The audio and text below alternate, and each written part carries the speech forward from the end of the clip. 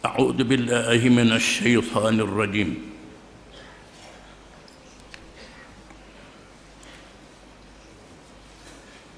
فأما الإنسان إذا ما ابتلاه ربه فأكرمه ونعمه فيقول ربي أكرمن وأما إذا ما ابتلاه فقدر عليه رزقه فيقول ربي أهانن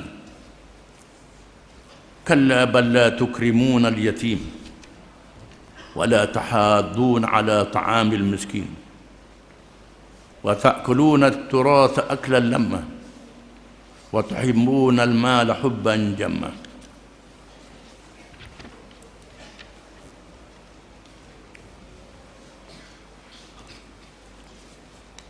Maksudnya, dalam pada itu manusia tidak menghiraukan balasan akhirat. Oleh sebab itu maka kebanyakan manusia apabila diuji oleh Tuhannya dengan dimuliakan dan dimewahkan hidupnya, ia tidak hendak bersyukur tetapi terus bersikap takabur serta berkata dengan sombongnya, Tuhanku telah memuliakan daku. Dan sebaliknya apabila ia diuji oleh Tuhannya dengan disempitkan rezekinya, ia tidak bersabar, bahkan ia resah gelisah serta merepek dengan katanya, Tuhanku telah menghinakan daku. Jangan demikian. Sebenarnya kata-kata kamu itu salah, bahkan perbuatan kamu wahai orang-orang yang berkemewahan lebih salah lagi, kerana kamu tidak memuliakan anak yatim. Kamu menahan apa yang ia berhak menerimanya, dan kamu tidak menggalak untuk memberi makanan yang berhak diterima oleh orang-orang miskin. Dan kamu sentiasa makan harta pusaka secara rakus dengan tidak membezakan halal dan haramnya. Serta kamu pula kasihkan harta secara tamak halabur.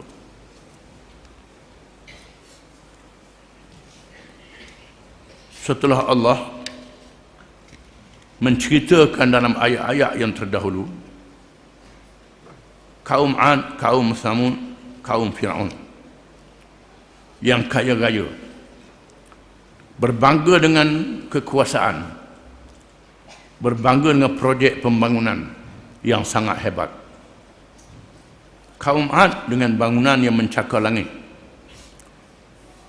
Kaum Samud kemampuan memahak bukit, memindahkan batu-batu yang besar ke lembah, dijadikan bangunan-bangunan yang hebat, yang kukuh.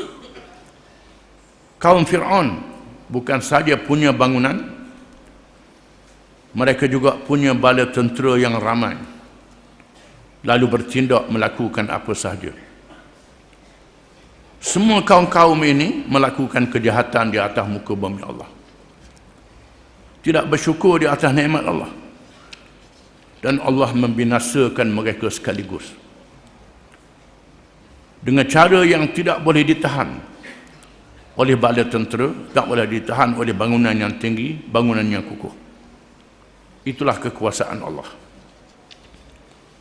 Dalam ayat-ayat yang dibaca ini, Allah Ta'ala menghuraikan lagi tentang perangai manusia secara yang lebih terperinci. فَأَمَّا الْإِنسَانُ إِذَا مَا ابْتَلَاهُ رَبُّهُ فَأَكْرَمَهُ وَأَنْعَمَهُ فَيَقُولُ رَبِّي أَكْرَمَنِ. Maka adapun manusia itu, apabila Allah mengurniakan kepadanya dengan kekayaan, dengan kemewahan, dengan kesenangan di atas dunia ini, sama ada harta benda, keluarga yang ramai, anak pinak yang ramai, pengikut yang ramai, dengan kekuasaan dan pemerintahan, dengan bangga dia berkata, Tuhan menjadikan aku sangat mulia, sangat kuat.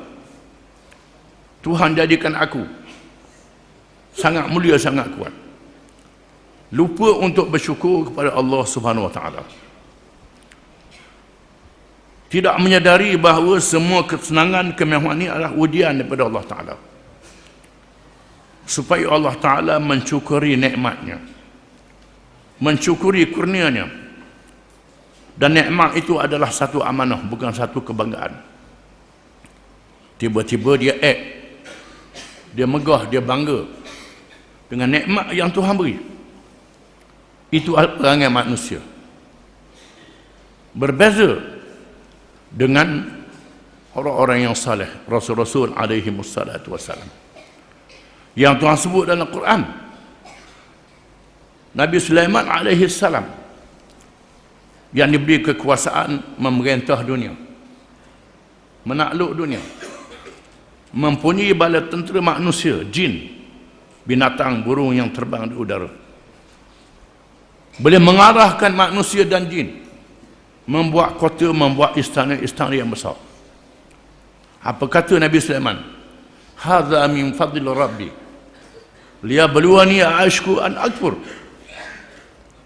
Ini adalah kurnia yang Tuhan aku bagi.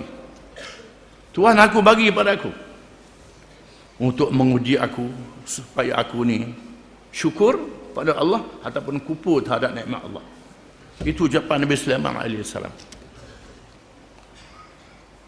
Zulkarnain, seorang raja yang juga menakluk dunia dengan kekuasaan, dengan kebesarannya. Apabila pergi ke sebuah negara yang penduduknya diancam oleh musuh, penduduk negara itu sanggup bayar cukai pada Zulkarnain, sanggup bayar cukai untuk Zulkarnain membina kota pertahanan. Apa kata Zulkarnain? Ma makkanihi rabbi khairun fa'inuni biquwwah aj'al bainakum wa bainahum radma. Apa yang Tuhan beri pada aku dah cukup. Tuhan beri pada aku dengan kekuasaan dan kerajaan dah cukup. Aku nak mau bantu aja, bantu tenaga aja untuk buat kota yang mempertahankan kamu. Syukur terhadap nikmat Allah. Hasil yang Tuhan beri sudah cukup, tak perlukan cukai tambahan. Kita ni dah lepas cukai, lepas cukai, tak cukup sama. Ini apa ni? Menandakan bahawa ada tempat yang tidak kena, tempat yang salah, yang tak betul, yang kita kena faham. Al-Quranul Karim menunjukkan kepada kita semua perkara, termasuklah mengambil iktibar daripada manusia-manusia yang baik dan yang jahat. Wa amma idza mabtalahu faqadara alaihi rizqahu fayaqulu rabbi ahanan. Adapun apabila Tuhan menguji manusia itu, lalu disekatkan rezekinya, diqadarkan rezekinya dengan qadar yang sedikit, disempitkan untuk hidup saja, tak boleh nak senang. Sekadar hidup tak cukup pula. Bila tak cukup, apa dia kata? Rabbi ahanan. Tuhan aku menghinakan aku, dia kata. Marah ke Tuhan pula. Marah ke Tuhan. Bila Tuhan susahkan dia, dia marahkan Tuhan. Tuhan senangkan dia, lupa pada Tuhan. Ini yang pertama. Tuhan jadikan dia senang, berkuasa, mewah, lupa pada Tuhan. Oh, Tuhan beri aku cerdik, mu bodoh, kata orang bodoh. Bila Tuhan sempitkan rezeki, dia marah ke Tuhan. Tuhan yang nyusuh aku begini, Tuhan ni tak betul, berani kata Tuhan tak betul lah dah. Macam-macam dia kata. Kalla balla tukrimuna al-yatim. Jangan begitu, Tuhan kata, jangan begitu. Balla tukrimuna al-yatim. Bahkan kamu ni, Tuhan kata, la tukrimuna al-yatim. Bila mu ada harta, kamu senang, kamu tidak melayan anak-anak yatim. Ada duit, kesenangan, kamu biarkan anak-anak yatim berselera. Anak-anak yatim, contoh yang susah, yang ayahnya sudah meninggal dunia, tak ada yang beri menafkah padanya, kamu biarkan dia, kamu biarkan anak yatim. wala tahadzun ala ta'amil miskin, dan kamu tidak menggalakkan untuk memberi makan orang-orang miskin. Orang miskin yang memerlukan pertolongan kamu tak tolong, tidak menggalakkan, tak menggalakkan sama-sama kamu sendiri untuk tolong orang miskin. Itu perangai kamu, Tuhan kata, perangai yang ada pada kamu. Wa ta'kuluna turata aklan lamma, dan kamu makan harta pusaka dengan makan yang rakus.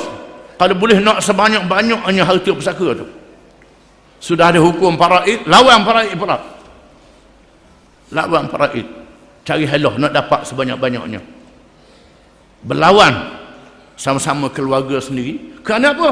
Nak harta faraid sebanyak-banyaknya, kerana kerakusan, ikut hawa nafsu. Ini perangai kamu, Tuhan kata. Aku tahu Tuhan dedahkan perangai manusia. Wa tuhibbunal mala hubban jamma, dan kamu kasihkan harta dengan kasih yang sangat melampau, yang sangat rakus, tak ke halal, tak ke haram, gomo belaka, hentak belaka. Ini perangai yang ada pada manusia di sepanjang zaman. Quran adalah hidayah, adalah petunjuk Allah sehingga hari kiamat. Apa yang Tuhan dedahkan itu adalah petunjuk yang hidup, kerana Quran adalah mukjizat yang berpanjangan sehingga hari kiamat. Bahkan kita melihat manusia mencipta teori-teori, mencipta ideologi yang dinamakan liberal kapitalisme, yang dinamakan sosialisme, yang dinamakan komunisme, yang dinamakan pragmatisme.